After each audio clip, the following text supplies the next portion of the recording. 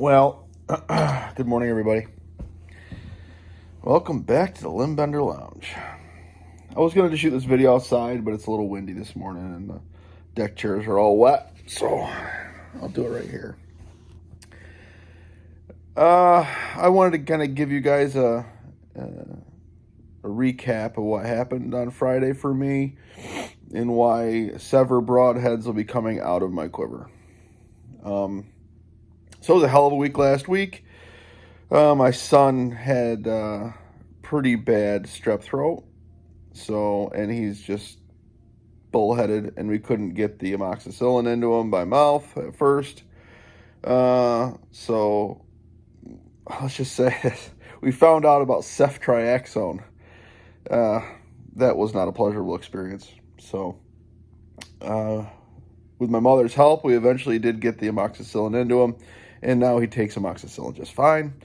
Anyways, get back on track. So to try to cap the week off, I took Friday off to go get in the stand, and it started out to be a great morning, cool and crisp and not real windy, and the deer showed up just like planned. An hour after daylight, here they come up the trail. It was a bunch of them. It was like 6 or 7. I didn't get a look at all of them. Well, all I saw were does. I let the first 3 smaller yearlings get by me, waiting for a big nanny, and she showed up, and she gave me a shot. It was 20 yards. I'm going to say broadside. She was quartering to slightly. You'll see it in the video. I'm going to post the video after I get done with this. So, first arrow up, Sevr Robusto, and it slocked right into her like a laser and buried in the dirt on the other side, and I was thrilled. I was like, what? Okay, that just made up for the crappy week. Perfect. So I was all ecstatic. I got all kind of good footage of it, and she and the rest of the does run away from me directly north, and they kind of stand around up in the pines where they run into for, I don't know, it feels like 10 or 15 minutes, just kind of milling around. And I had thought that she'd laid down and died. And the pine's perfect, and the does are just trying to hang around her, trying to figure out what the hell was going on. Eventually, they did go down over the hill to my right, and I saw the whole group of them move through. And bingo, awesome. So I gave it the typical 40 minutes, and I got down, thinking everything was great with the world. And I went up to my arrow, and it was covered with guts. So stunk to high heavens, which doesn't make sense to me, except for the fact that it went in and went through her body diagonally, and I cut the top of the stomach. Okay, you'll see in the video. I wouldn't regret that shot at all. I thought that was bang on.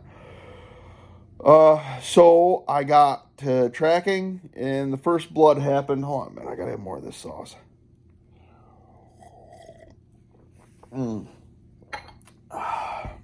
Tracking.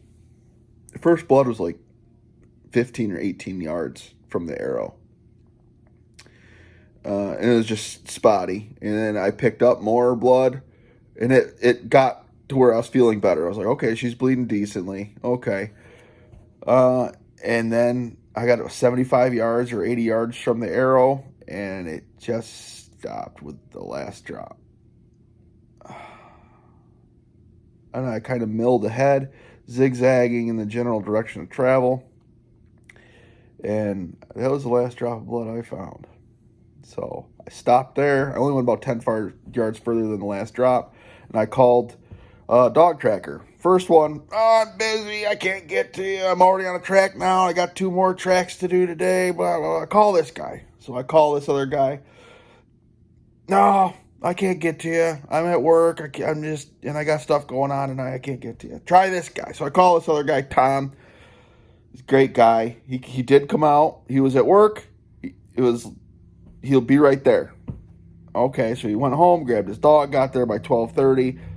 By 1 o'clock, we're on the track, and the dog took off. It got its bearings and got the trail, and it followed the damn blood path. I was impressed. It followed the blood. I hung back. I didn't give him any clues, and I was just walking behind him and followed right along with the blood. And it got to the last drop, and the dog stopped right there. It didn't have a clue after that. Just milled in circles. So he was frustrated. The dog got caught, tied up in a big thorn bush, and he had to go in and get it. And at that point, he was frustrated, and he said, "Yeah, call somebody else." So I did. I called another guy, and he couldn't make it either. So by that time, it was 2:30 in the afternoon. I shot the deer at 8:30 or 8:15. I shot him at 8:15. Her at 8:15 in the morning.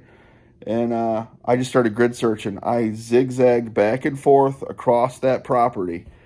No blood, no sign of her. I'd glass up ahead of me to make sure I wasn't going to bump her. Nothing. God. I hate this. So, I'm not impressed with Sevr. I don't, honestly, here's what I thought happened. I don't think that broadhead opened when I hit the deer. I think it field pointed, poof, popped right through her. Did not open until it hit the dirt on the other side. I'll tag some video of the broadhead on here in a minute, but that's what I think what happened. And there just wasn't a lot of blood. So, I'm sorry. I gave you a shot, Sevr. You're out. Sorry. All right, here's the video, and I'll tag some pictures of the broadhead here in a minute. See you guys.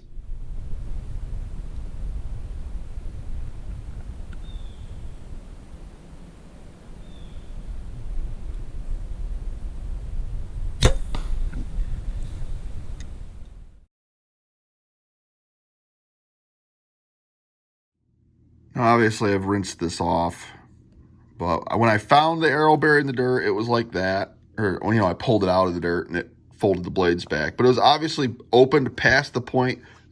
Focus, darn it. It was opened past the point of its locking. But I suspect it did that on the dirt. I mean,